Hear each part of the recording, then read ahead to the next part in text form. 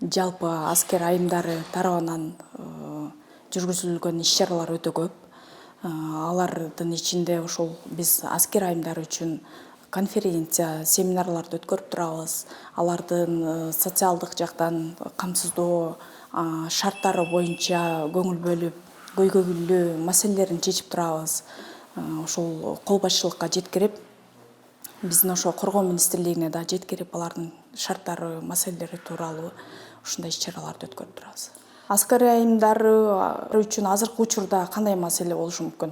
Социалдык жактан биринчи орунда ушул социалдык жактан көйгөйлүү маселелерин чечип берүү.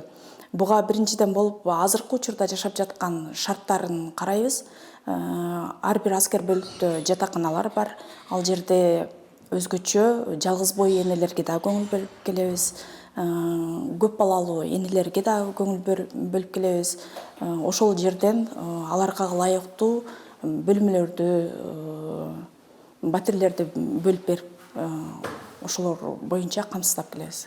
Алардын балдарына дагы камкордук көрсөтүп, аларды бала бакчага орноштурууда, мектептерге орноштурууда ушундай маселелерин чечип берүүгө аракет кылып келатабыз.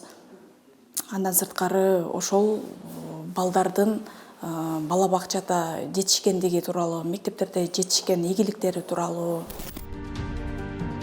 майрамдык маанайда аскер бөлүктөрдө биздин аскер айымдары тарабынан Сары Мердендер, роталар арасында, бөлүкчүлөр арасында Сары Мерден, КВН ушундай сыяктуу иш-чараларды уюштуруп турушат.